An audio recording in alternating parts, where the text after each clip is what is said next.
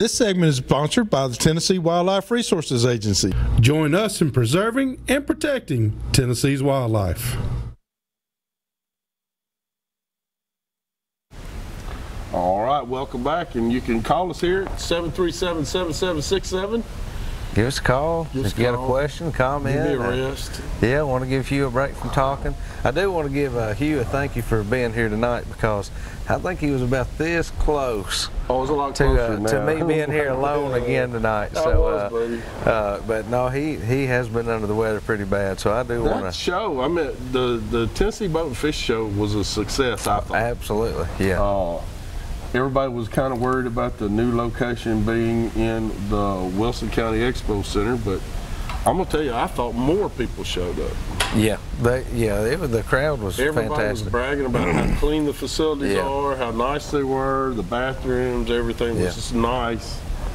And so we got to meet a lot of people, but somebody out there had that bug. They brought it around and they shared just had to go and give it to me. And I mean, just what in the world? You should, man. That hand sanitizer. You just missed it. You hit it at the wrong time. So, but anyway, I'll take it with pride and honor, and I'll get over it. I'll kick his tail. That's right. Well, but you know I do most of the time. Well, we have added to the end of the line down here. We've got our good friend Dayton Blair. Well, I said at the end of the line. You know, we got him there at the end. That's my brother from another mother, just like Terry. That's right. That's right. So. Dayton, what y'all been up to, man? What are the fish doing right now? Well, let's just start in one little area and we'll just end up at another. I'm going to give you all a little run through. Got all the water come in. Lakes are rising. Priest come up 4 foot. Old Hickory's chocolate milk. All your river system's going to be chocolate milk. Maybe not Gunnersville as bad. Priest will be muddy, but the lower end, it's hard to get the lower end of Priest muddy. Yeah. Same way as Old Hickory. Now they can pull that water down, this muddy water, and it might make it to the dam, it might not, but fishing's fixing to come on strong. These little warm rains where it's 45, 48, and 50 degrees, you've had so much frozen water that ain't been a lot of people out there. Fish ain't been bothered, but you can start, just say, Old Hickory in the morning catfishing. And if it hadn't got the river channel too bad at the steam flats, you can still catch tilapia and crappie and rockfish and sauger there. Now, we haven't had a lot of rain all year, so the sauger fishing's been pretty good. You know, it's been pretty good, but this rain is going to get the generators flowing a little more, get a little more water moving, bring them up river. So even though that water's chocolate milk below your dams or your sauger fishing, they're still biting. They're right there, you know. Crappie's coming up. Yellow bellies always spawn February and March. A rain like this, your creeks like that, them littler fish spawn in all that gravel and all that stuff, and it happens earlier and people don't realize that. You know, we've had a little bit more unseasonably cool winter. Lake froze over for a month. So that's backed things off, but every year's different. We had a shed off. Yeah, but I ain't seen a big one. But every year's different. It's never the same year. That's why you keep records over the years and stuff like Daddy did. Yeah. But as far as bass, crappie, sauger, catfish, I don't care if you go to Old Hickory Priest, Gunnersville, Kentucky Lake, all that stuff, it's time. It's February. It's coming along. You know, we're fixing to get southern winds. A lot of people don't understand when you get a south wind, you always fish north banks because they warm up quicker. Right, Those days. Hold up, don't give them everything. Come on now. I'm on a roll. Once you get him started, you just can't help it. Come on. Get the zipper. Who do we have on one, zippers on that. Who got on one? Tyler? Who got on one? Chuck, how can we help you tonight? Chet, how can we help you tonight, Chet? Can you hear me? Yes, sir. We can now. How are you doing?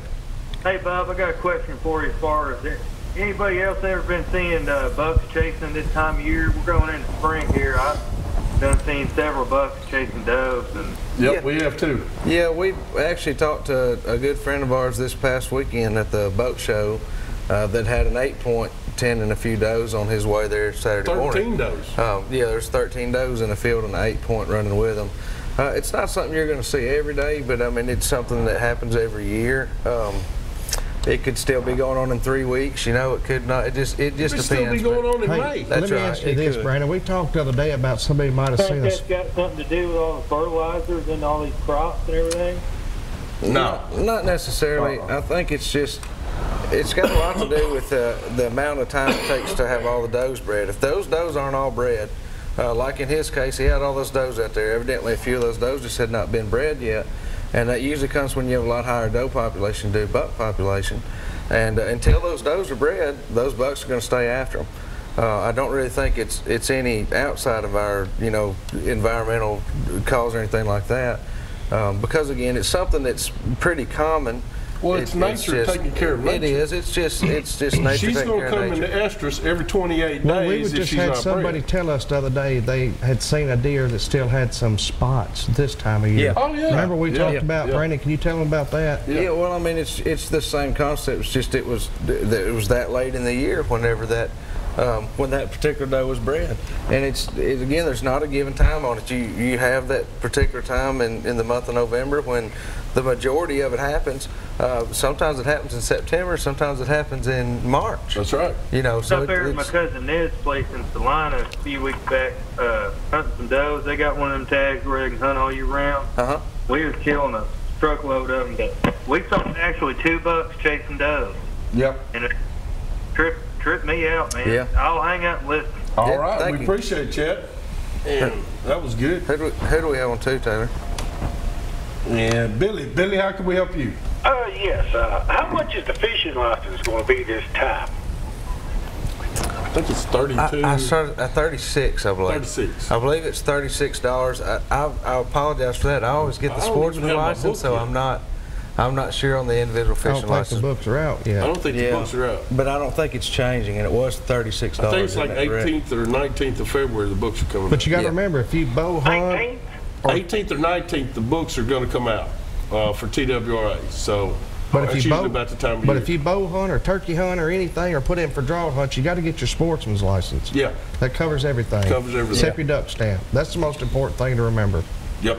You're right. We hope that helps you. That did. Thanks a lot, Thank man. you, sir.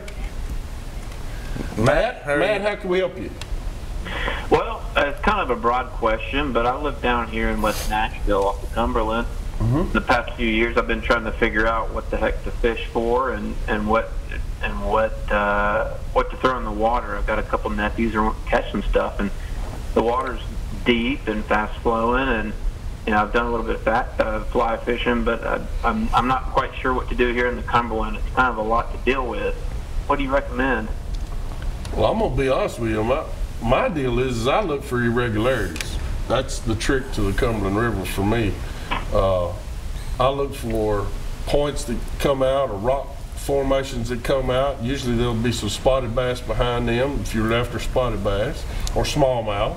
Or they've got Barges, I use barges. Right, yeah. And you can also go up the Stones River, Mill Creek. There's a lot of areas on Well, the he said river. West Nashville. West Nashville. Oh, West Nashville, I got you. But like go up there in the Hunter Marine, where Hunter Marine Right, is, and, right. and you've got that creek right there before Hunter Marine. Yeah. That's an awesome creek. But that's what I look for is those mouths of creeks and things like that. And fly rod fishing would be a little tough this time of year. You know, he's talking about fly fishing. That'd be more a Caney Fork River trout type thing really going right now, because all your bluegill and bass and everything, they're a little deeper in the wintertime, so it's going to be hard to get a fly for a fly rod down there.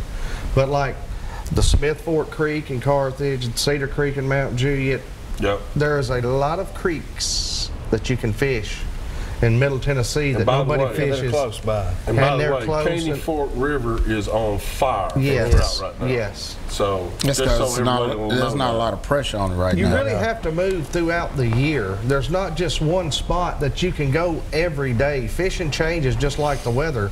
You can fish creeks in the spring and summer and there's no water moving, but right now, unless you're in a big decent creek, it's kind of too swift and you know the water's been moving. But there's plenty of places in this state to catch anything you want to. You just got to access, look. Like Long Hunter State Park, Couchville Lake is a perfect lake to take anybody that's never fished. You can rent a boat, it doesn't have the same regulations as the lake. So if you go over and want to catch 10 crappie to keep, they don't have to be 15 inches. That's just one area of the lakes. Like they do it all over Tennessee. All your lakes have different regulations than the main body of water you're fishing. That's right.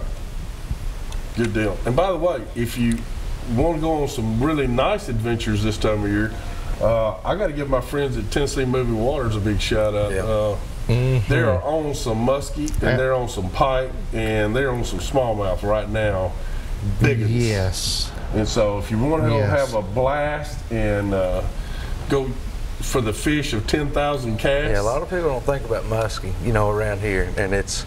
Dude, Nick's caught some 50s. I know. That's some hosses there. I mean, that's longer than your leg. That's a big old muskie. It's a lot longer than my leg. Yeah, we can get a 2-pounder to go Have we got on 4? Charles, how can we help you tonight? Yeah, I was going to take my son over to Dell Hollow in a couple of weeks to fish for like late in the afternoon, early in the morning. Yeah. You think it'll be too late for a floating fly, or you got any tips on that? Yeah, go. I go to was it Indian Creek and Horse Creek right there at the Bluffs, and use that floating fly there. And I'll tell you something else. While you're doing the floating fly and you're watching that bobber, take you a free spool line on like a number 4, number 6 pound test K9 line. Put you a clam shot with a brown Aberdeen hook and throw you a shiner on there and just throw it up against the bluffs while you're floating flying. And I guarantee you that shiner won't make it to the bottom. No. Something happens to it. And there's a good friend of mine that goes up there, Sid Pritchard, and he catches them on a football head this time of year, but he's fishing 20 foot deep. And that's artificial. Well, we just talked to Hal Lyons. He's been catching 60 and 70 smallmouth up there a day. Yeah, and they're biting. Yeah, they're biting big time. But and you can go below the dam and catch trout if you want to, or you can catch walleye, sauger. That lake's full of everything, really. So there's all kinds of opportunity, but you got to go where they are. But I would suggest the Bluffs at Horse Creek or Indian Creek if I was going to Dell Hollow, and that's not far out of Willow Grove. So we'll give Willow Grove a shout out. That's right. That's a very nice marina that's easy in and out if it's cold outside. So go give them a try. Okay. I appreciate that. I ain't caught anything over 6.5 in about 8 years, and that was out of smallmouth. Well, Dale Hollow can subject get your arm broken over there. Absolutely. Oh yeah. I appreciate y'all. Thank you. Thank you. Have a good night. And we got. Yep. But you. Okay. Todd, how can we help you tonight? Todd? we've got to go and do our tip of the week.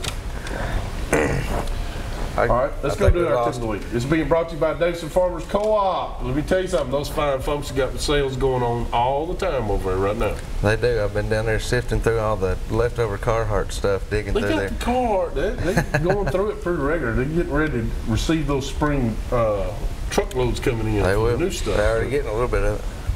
What's the tip? Well, Dayton said that he wanted to share a tip tonight, so he's been talking so much we're going to let him. You didn't clear it through me. I'm sorry, I apologize for my ignorance, but I'm trying to get better, okay? Okay. All right, it's just a pretty much standard. Your line's been on your reels all winter. You've got them in the boat, you've got them out in the shop, you've got them put up. Go ahead and pull your reels out, put new line on your reels, oil them up, check all your guides on your reels, even check the ties on your eyes. Don't go out there with one mishap to lose a fish of a lifetime that you're trying to catch, you know.